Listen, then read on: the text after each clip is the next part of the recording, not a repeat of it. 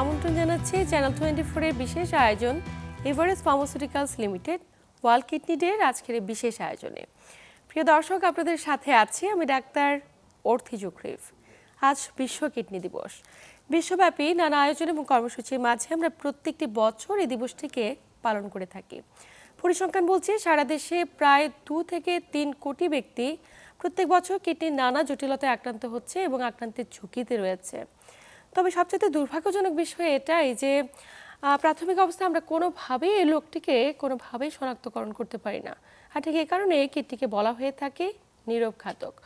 দর্শক, একজন সচেতন নাগরিক হিসেবে আপনি কি করে বুঝবেন আপনার কিডনিটি সুরক্ষিত রয়েছে কিনা, কখন সতর্ক হবেন এবং বাংলাদেশের প্রেক্ষাপটে কিডনির নানা জটিলতায় সর্বাধুনিক চিকিৎসা পদ্ধতি বা কি রয়েছে?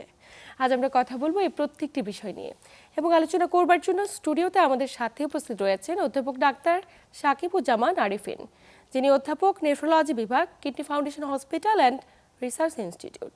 স্যার, স্বাগত আমাদের আজকের আয়োজনে। ধন্যবাদ। স্যার, আজ বিশ্ব কিডনি দিবস এবং কি কারণে সারা দেশ সহ বিশ্বব্যাপী আমরা বিভিন্ন আয়োজন এবং কর্মসূচির মাধ্যমে এই দিবসটিকে উদযাপন করে থাকি, এর মূল লক্ষ্য কি?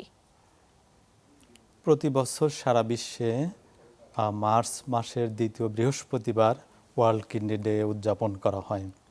আপনি যে পরিসংখ্যান বলছিলেন যে আসলে এটা একটা ভয়াবহ পরিসংখ্যান। সুতরাং এর থেকে যদি আমরা রক্ষা পেতে চাই, পরিত্রাণ পেতে চাই, তাহলে আমাদের এই রোগ সম্পর্কে জানতে হবে এবং সচেতনতা বৃদ্ধি করতে হবে। আর যেহেতু এটা একটা মারাত্মক রোগ, সুতরাং যদি আমরা সচেতন হতে পারি এবং এটা থেকে প্রতিরোধ করতে পারি, তাহলেই আমরা বাঁচতে পারব। এই জন্য এবারও সারা বিশ্বের মতো বাংলাদেশেও ওয়ার্ল্ড কিডনি ডে বা বিশ্ব কিডনি দিবস উদযাপন করা হবে। 12ই মার্চ উদযাপিত হবে এবং এবারের মূল প্রতিপাদ্য যেটা যে কিডনি হেলথ ফর অল, আচ্ছা, সবার জন্য সুস্থ কিডনি এবং কেয়ারিং ফর দ্য পেশেন্ট এবং রোগীর যত্ন নেওয়া, প্রোটেক্টিং আওয়ার প্ল্যানেট এবং আমাদের এই পৃথিবী বা ধরিত্রীকে এটাকে রক্ষা করা। আচ্ছা, কারণ আমরা জানি যে নানা রকম জলবায়ুর পরিবর্তন, যেটা ক্লাইমেট চেঞ্জ, আমাদের পৃথিবীকে আক্রান্ত করতেছে। আপনি এয়ার পলিউশন বলেন, ওয়াটার পলিউশন বলেন, সব দূষণে আলটিমেটলি পৃথিবী দূষিত হচ্ছে এবং মানুষও আক্রান্ত হয়ে যাচ্ছে। স্যার, এই যে প্রতিনিয়ত আমাদের আক্রান্তের ঝুঁকি বাড়ছে কিডনি নানা জটিলতায়, আমি তো দেশের একটি ডেটা বলেছি কেবলমাত্র 2 থেকে 3 কোটি, কিন্তু বিশ্বব্যাপী এই ডেটাটা কি রকম? এটা কি কোনো বের করার কোনো আমরা কালেকশন করতে পেরেছে কিনা ডেটাটা? বিশ্বব্যাপী নানাবিধ বৈজ্ঞানিক সমীক্ষা বিভিন্ন সময়ে চলমান। তার মধ্যেও আপনার দেখা যাচ্ছে যে প্রায় 800 মিলিয়ন পপুলেশন আপনার কিডনি রোগে আক্রান্ত এবং সারা বিশ্বে এই চিকিৎসা অত্যন্ত ব্যয়বহুল। আপনার যদি আমরা আমাদের বর্তমান বিশ্বে পশ্চিমা দেশ, ইউরোপ, সেখানেও আপনার এই রোগের ভয়াবহতা অনেক বেশি এবং চিকিৎসার ব্যয় অনেক বেশি, যে কারণে সেই সব দেশে আপনার ইন্স্যুরেন্স কোম্পানিগুলো এই 6 মাসের বেশি ডায়ালাইসিসের খরচ বেয়ার করতে পারতেছে না, যেটা মানে সামগ্রিক অর্থনীতির উপর একটা বিশাল চাপ। স্যার, বিশ্বব্যাপী এবং আমাদের দেশে কি কারণে এত ব্যক্তি কিডনি নানা জটিলতায় ভুগছে, আমরা কি কোনো কারণ বের করতে পেরেছি? এখন আমাদের যে সাবকন্টিনেন্ট বা বাংলাদেশ, এখানে বরাবরই আমরা যখন সমীক্ষা চালিয়েছি তখন গ্লোমেরুলোনেফ্রাইটিস বা কিডনি প্রদাহজনিত রোগ, এটার কারণে সবচেয়ে বেশি মানুষ কিডনি রোগে আক্রান্ত হয়েছে। কিন্তু এখন পরিসংখ্যান চেঞ্জ হয়ে যাচ্ছে। এখন দেখা যাচ্ছে ডায়াবেটিসই এই কিডনি রোগের আপনার প্রধানতম কারণ, সারা বিশ্বেও তাই এবং বাংলাদেশেও তাই। এরপরে আমাদের দেশে নেফ্রাইটিস এবং এরপরে হাইপারটেনশন বা উচ্চ রক্তচাপ এবং এরপরে আপনার কিছু জন্মগত জটিলতা, কিছু সিস্টিক কিডনি ডিজিজ বলি আমরা, এবং কারো কারো ক্ষেত্রে বারে বারে কিডনিতে ইনফেকশন বা প্রস্রাবে ইনফেকশন, এই ধরনের রোগগুলোই সাধারণত কিডনি রোগের মূল কারণ। তার মানে আমার নিয়ন্ত্রিত ডায়াবেটিস নেই, আমার ডায়াবেটিসটা অনিয়ন্ত্রিত এবং সেই সাথে আমার রক্তচাপটি একদমই কন্ট্রোলের বাইরে। আমি মনে করছি এটা হয়তো স্বাভাবিক একটি প্রক্রিয়া জীবনের, কিন্তু এটি হতে পারে আমার কিডনি রোগের দীর্ঘতম কিংবা দীর্ঘমেয়াদী কোনো রোগের জটিলতার বহিঃপ্রকাশ। স্যার, একটু জানতে চাইবো যে আসলে আপনারা তো নিয়মিত রোগী দেখছেন এবং এই যে পরিসংখ্যানটি নিয়মিত বাড়ছে, কোন ধরনের রোগীগুলো আপনারা সবচেয়ে বেশি পেয়ে থাকেন?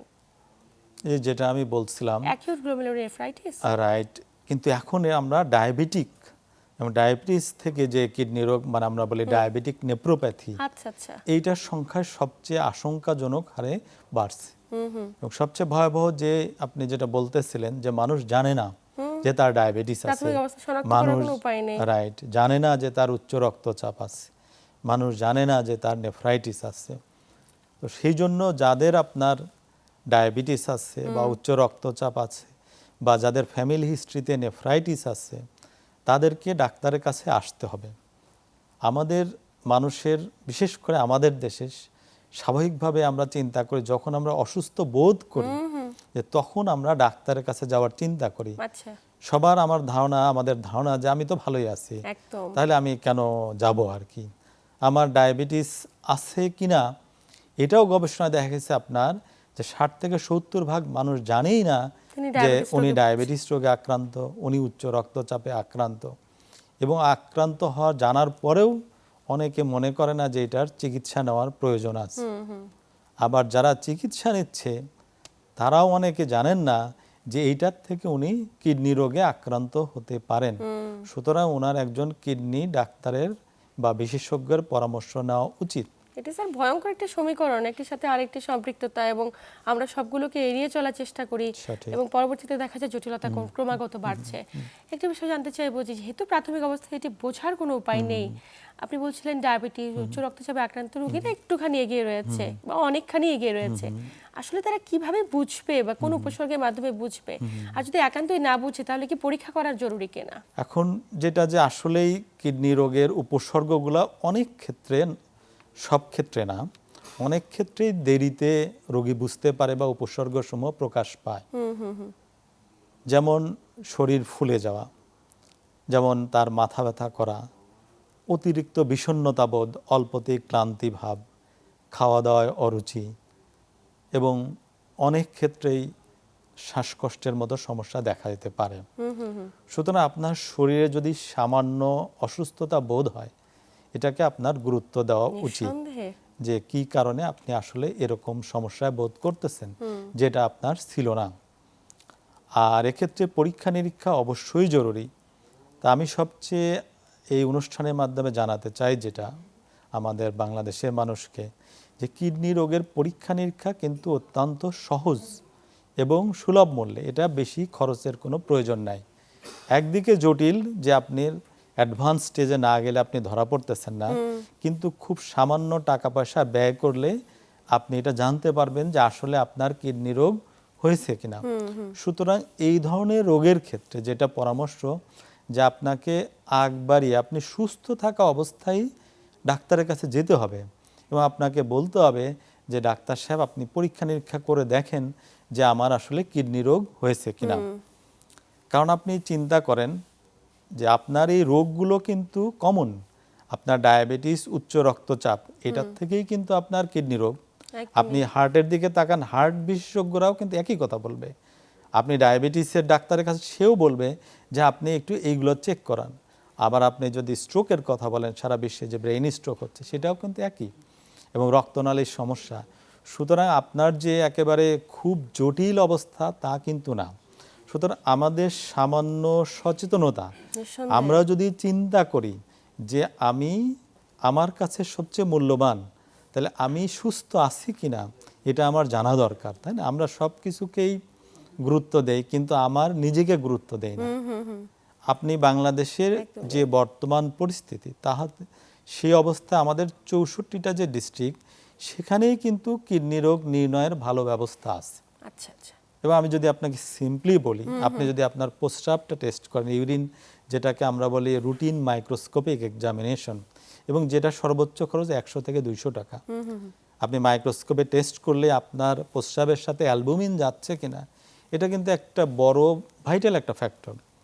আপনার যদি ডায়াবেটিস থেকে কিডনি রোগ হয়, আপনার যদি নেফ্রাইটিস থেকে হয়, আপনার যদি হাইপারটেনশন থেকে হয়, আপনার যদি রিপিটেড ইনফেকশনের কারণে হয়, সবগুলোই কিন্তু যদি একটা ভালো ইউরিনারেমি রিপোর্ট হয় সেটাতে জানা সম্ভব। বিকজ আপনি এখানে দেখতে পারবেন অ্যালবুমিন যাচ্ছে কিনা, আপনার সুগার যাচ্ছে কিনা, আপনার ইউরিনে পাসেল যাচ্ছে কিনা, আপনার ইউরিনে আরবিসি মানে রক্ত যাচ্ছে কিনা। তো এটা যদি একটা সঠিক রিপোর্ট আসে, সঠিক কথাটা কেন বলতেছি যে এই রিপোর্টটা অত্যন্ত সহজ একটা রিপোর্ট, কিন্তু দুর্ভাগ্যজনকভাবে অনেক জায়গায় এটা সঠিক হয় না, যার ফলে ডাক্তাররা সঠিক সিদ্ধান্ত নিতে পারে না। আচ্ছা আচ্ছা। কিন্তু এটা যদি আমরা করতে পারি, কিন্তু আমি কিন্তু আপনাকে বিশাল একটা ধারণা দিতে পারবো যে আপনি এই ধরনের রোগে ভুগতেছেন কিনা। এরপরে সেকেন্ড যদি আমরা চলে যাই ব্লাড টেস্ট, আপনি যদি ইউরিয়া ক্রিয়েটিনিন টেস্ট করতে পারেন, এর সাথে ইলেকট্রোলাইটস তাই বাদই দিলাম, এবং ইউরিয়া ক্রিয়েটিন এখন কিন্তু এই টেস্টগুলো সম্পূর্ণ আপনার ল্যাবে যে অটোমেটিক মেশিনে হচ্ছে, মানে মানুষের হাত দেওয়া আগে যেটা লাগতো, যেটার কারণে হয়তো রিয়েজেন্টের একটু কম বেশির কারণে রেজাল্টে অনেক তফাৎ হতো, এখন কিন্তু সেটা প্রায় নাই হয়ে গেছে। অ্যাটলিস্ট আমি বলবো আমাদের দেশে এবং আমাদের প্র্যাকটিসে আমরা পাচ্ছি যে রুগীটা ইভেন চট্টগ্রাম থেকে বলেন, পঞ্চগড় থেকে বলেন, বান্দরবন থেকে বলেন, ওইদিকে পাবনা থেকে বলেন, টেস্ট করে আসতেছে, আমরা দেখতেছি প্রায় আমি বলবো যে 90% ক্ষেত্রে রিপোর্টগুলো সঠিক। সুতরাং আপনার কিন্তু জানার সুযোগ আছে। তার মানে প্রযুক্তির অত্যাধুনিকতার রিপোর্ট এখন অনেক নরমাল আসছে বা সঠিক আসছে, কিন্তু আমরা একটু যদি সচেতন হই এবং আমাদের কাছে অ্যাভেলেবল, আপনার দোরগোড়ায় এটা চলে আসছে। সুতরাং আপনি, আমার পরামর্শ যে আপনি কিছু টাকা পয়সা আপনার পিছনে এক্সপেন্স করেন, আপনি তো করতেছেন, কিন্তু আপনার সুস্থ থাকাটা যে অতি জরুরি, এবং যে কোনো রোগের ক্ষেত্রে আপনি যে কোনো চিকিৎসককে জিজ্ঞাসা করবেন, সবাই বলবে যে যদি আর্লি ডিটেকশন তাহলে ট্রিটমেন্ট সহজ। একদমই স্যার, এখানে দুটো বিষয় চলে আসে, যে একটা হলো যারা দীর্ঘমেয়াদী জটিলতায় আক্রান্ত, যেমন ইমিউনো কম্প্রোমাইজ, ডায়াবেটিস, উচ্চ রক্তচাপ, হৃদরোগ, তাদের ক্ষেত্রে তো আপনি পরীক্ষা করার পরামর্শ দিলেন, কিন্তু যারা তরুণ, এখন দেখা যায় তরুণদেরও মাঝে কিডনিজনিত জটিলতায় আক্রান্তের ঝুঁকি বাড়ছে। আসলে তরুণেরা তো কোনো ধরনের ডিজিজ ক্যারি করে না, তারা তো ইমিউনো কম্প্রোমাইজ না, তারা দেখা যায় হঠাৎ করে অ্যাকিউট কিডনি ইনজুরিতে আক্রান্ত হয়ে গিয়েছে। তারা কি করে বুঝবে এবং এটাকে আমরা কিভাবে এড়িয়ে যেতে পারি? অনেকে তো বোঝে না অ্যাকিউট কিডনি ইনজুরি কি, আমি যদি দর্শকদের উদ্দেশ্যে জানাই। এটা হচ্ছে যে আমাদের মানে সচেতনতা, যে এই ধরনের প্রোগ্রামগুলা, এই যে ওয়ার্ল্ড কিডনি ডে অ্যাওয়ারনেস, এবং আমি যেটা বলি সবসময় যে আমাদের পাঠ্যপুস্তকে, আমাদের টেক্সট বইতে এগুলো অন্তর্ভুক্ত করা, যাতে আমরা যারা পড়ালেখা করতেছি, বা আপনি যেটা বললেন যে তরুণ বলতে কি, যে যিনি আমাদের দেশে ইন্টারমিডিয়েট এইচএসসি পাস করেছেন, তাহলে আমরা যদি আমাদের প্রাইমারি এডুকেশন, তারপরে মিডিল এবং কলেজ এডুকেশন সিস্টেমে এগুলা ঢুকাতে পারি যে আসলে এরকম হতে পারে। আর আমরা সাধারণভাবে যেটা আমি এই অনুষ্ঠানের মাধ্যমে বলতে পারি, যেমন আমাদের তরুণদের ক্ষেত্রে অনেকেই আসলে বিভিন্ন ধরনের ড্রাগে অ্যাডিক্টেড হয়ে যাচ্ছে।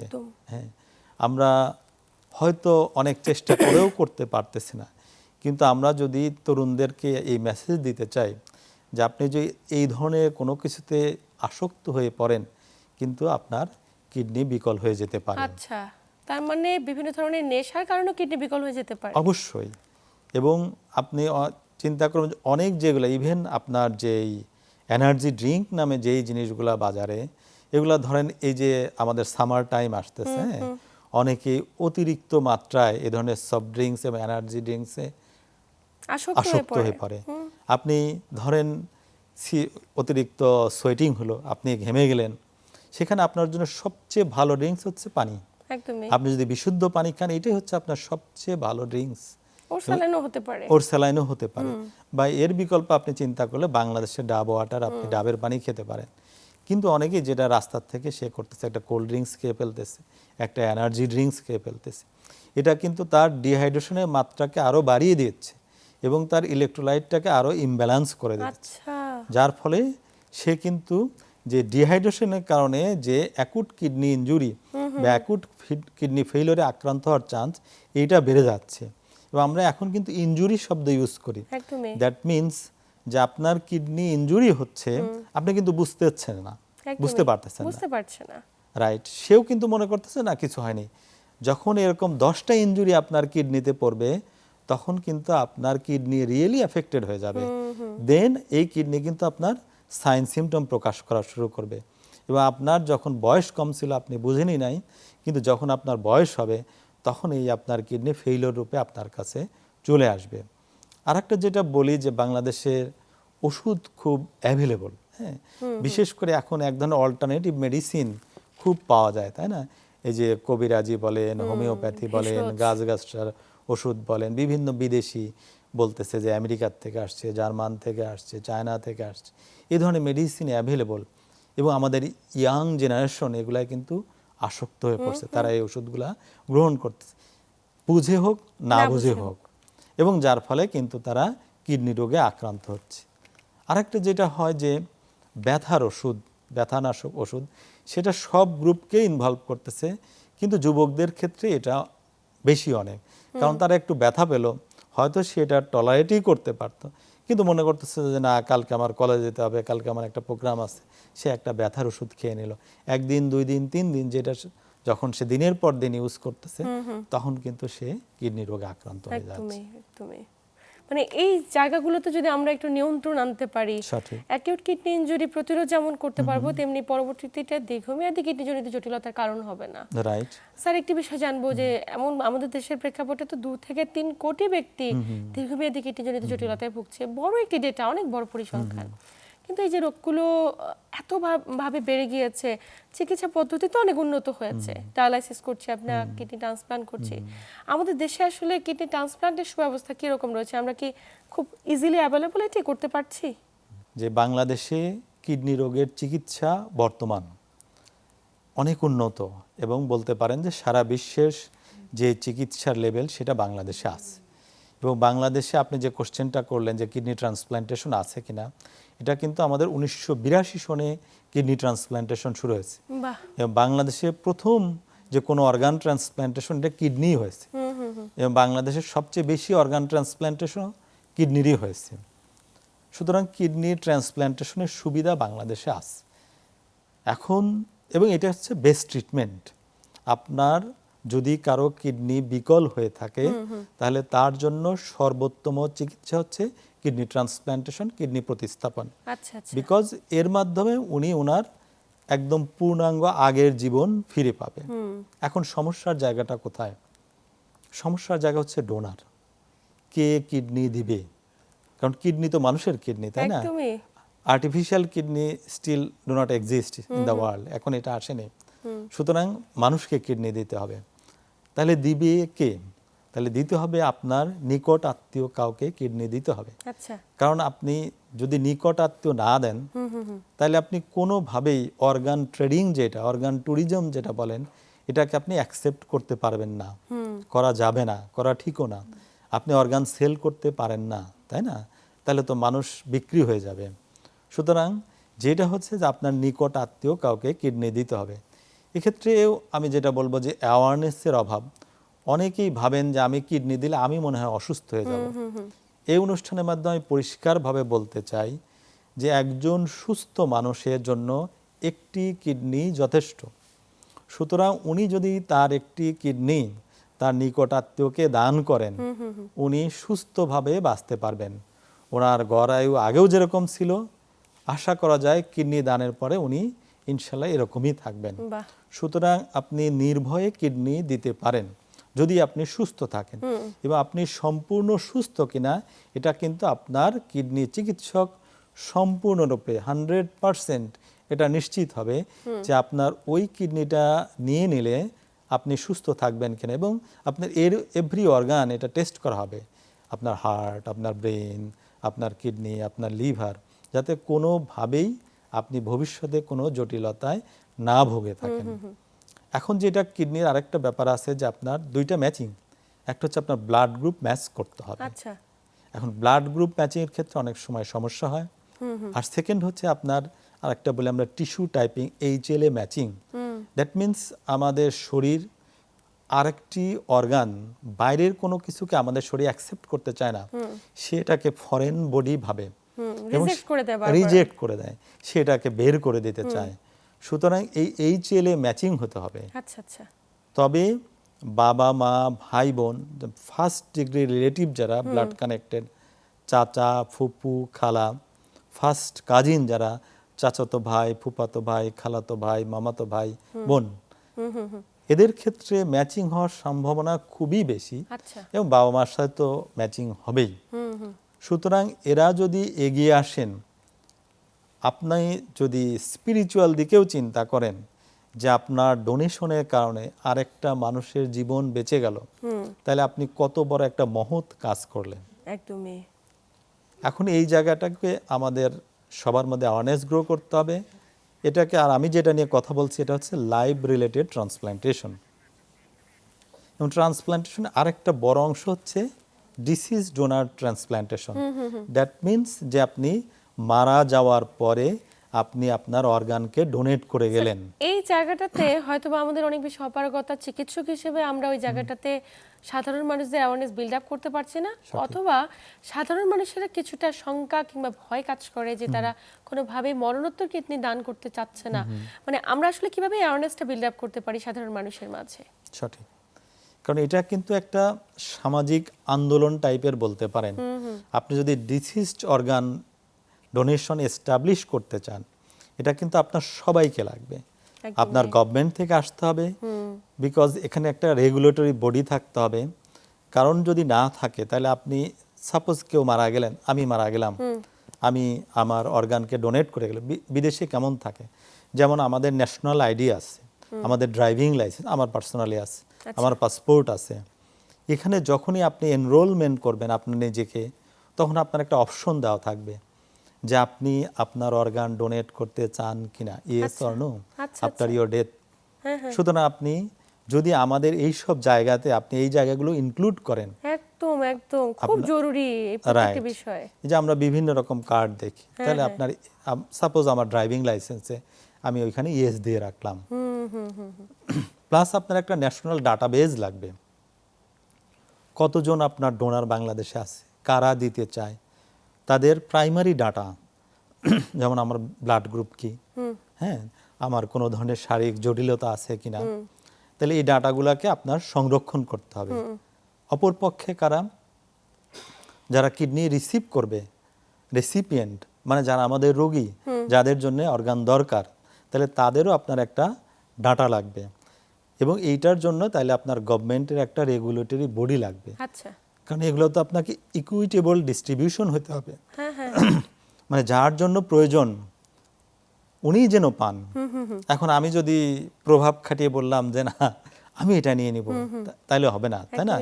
বিকজ যে ডোনেট করতেছে উনি নিঃস্বার্থভাবে তার, যে আমার মৃত্যুর পর আমার অর্গান, দেখেন শুধু কিডনি না, আপনি লিভার ডোনেট করতে পারেন, আপনার ফুসফুস ডোনেট করতে পারেন, ইভেন আপনার হার্ট আপনি ডোনেট করতে পারেন। সারা বিশ্বে এগুলো এখন চলমান। তাহলে আপনি আপনার মৃত্যুর পরে এতগুলো মৃত্যু পথযাত্রী মানুষকে আপনি নতুন একটা জীবন দিয়ে গেলেন, তাহলে আপনি কত বড় একটা মহৎ কাজ করলেন। এবং আমরা জানি যে সেকেন্ড একটা বিষয় অ্যারাইজ করে যে রিলিজন, আমাদের ধর্ম কি এটা পারমিট করে কিনা। সারা বিশ্বে আমাদের ধর্মে আমরা জানি যে আমরা সৌদি আরব আমাদের কাবা ঘর, ওইখানে আমরা যেটাকে আমরা বেশি ফলো করি। ইভেন সৌদি আরবে কিন্তু বহুদিন আগে থেকে ডিসিজ ট্রান্সপ্ল্যান্ট, মিডল ইস্টের সমস্ত কান্ট্রিতে ডিসিজ ট্রান্সপ্ল্যান্টেশন হয়। এবং মুসলিম স্কলাররা এ বিষয়ে সবাই একমত যে কিডনি দানে, মরণোত্তর কিডনি দানে যদি উনি কোনো বেনিফিশিয়ারি চিন্তা ভাবনা না থাকে, it is accepted, well accepted. Because আমাদের ধর্মে আপনার বলা আছে যে সবসময় যে মানুষের উপকার করার কথা, তাই না? মানে আমরা যদি এই অ্যাওয়ারনেস গুলো প্রত্যেকটি সাধারণ মানুষের মাঝে বিল্ড আপ করতে পারি, এছাড়া গভর্নমেন্টের পক্ষ থেকে আপনি যেমনটি বলছিলেন তারা যদি একটু এগিয়ে আসে, রাষ্ট্র যদি একটু এগিয়ে আসে, আমরা হয়তো বা বছরে এত যে মৃত্যু পথযাত্রী রোগী রয়েছে তাদেরকে অনেকখানি দীর্ঘ জীবন দান করতে পারবো একটি মানুষের মাধ্যমে, মৃত্যু পথযাত্রী। আজ তো বিশ্ব কিডনি দিবস। এই যে বিশ্ব কিডনি দিবসের আমাদের প্রতিপাদ্য বিষয় যে আর্লি স্টেজের ডিজিজ যেন শনাক্ত হয় এবং আমরা খুব দ্রুত সময়ের মাঝে এটাকে রিকভারি করতে পারবো, সেই ক্ষেত্রে আপনার পরামর্শ কি থাকবে সাধারণ দর্শকদের উদ্দেশ্যে? সাধারণ দর্শকদের উদ্দেশ্যে আমার পরামর্শ, আমি সবসময় এই কথাটা বলি যে আপনার জীবনে আপনিই সবচেয়ে গুরুত্বপূর্ণ ব্যক্তি এবং আপনার ফ্যামিলির কাছেও আপনি গুরুত্বপূর্ণ। সুতরাং আপনার সুস্থতা সবার আগে, এবং আপনি সুস্থ আছেন কিনা আপনি অসুস্থ হওয়ার আগে এটা জানুন। আপনি নিজ থেকে আপনি ডাক্তারের কাছে যান, কারণ আমাদের বাংলাদেশে এখন কিন্তু এই যে বিশেষজ্ঞ চিকিৎসা ব্যবস্থা একেবারে অপ্রতুল না। একদমই।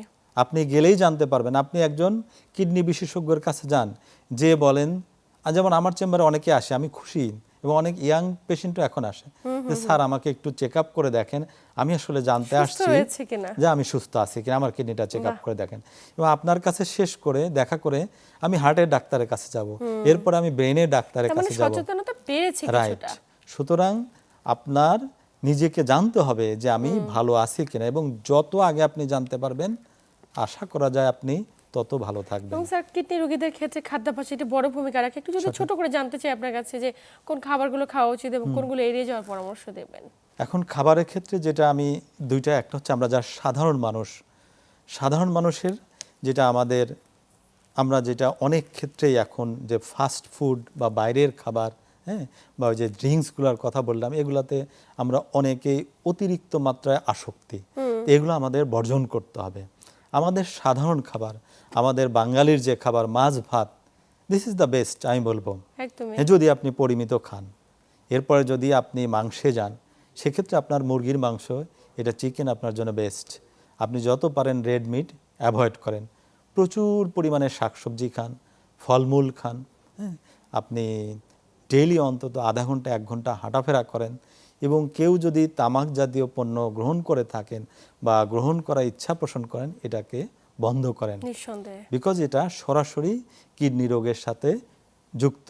এবং কেউ যদি কোনো ড্রাগ বা অন্য কোনো মাদক আসক্ত হয়ে থাকেন, এটা আপনি বর্জন করেন। একদমই। আশা করা যায় আপনি সুস্থ থাকবেন। নিঃসন্দেহে স্যার খুবই চমৎকারভাবে বুঝিয়ে বলেছেন, এবং অবশ্যই প্রত্যেকটি জায়গায় আমরা যদি প্রাথমিকভাবে একটুখানি সচেতন হতে পারি, অনেক মাত্রা জটিলতা কমিয়ে আনা সম্ভব। একদম আলোচনা শেষ প্রান্তে আপনাকে আন্তরিক ধন্যবাদ গুরুত্বপূর্ণ তথ্য এবং পরামর্শের মাধ্যমে দর্শকদের উপকৃত করার জন্য। আপনাকেও ধন্যবাদ, এভারেস্ট ফার্মাসিউটিক্যালকে অনেক ধন্যবাদ।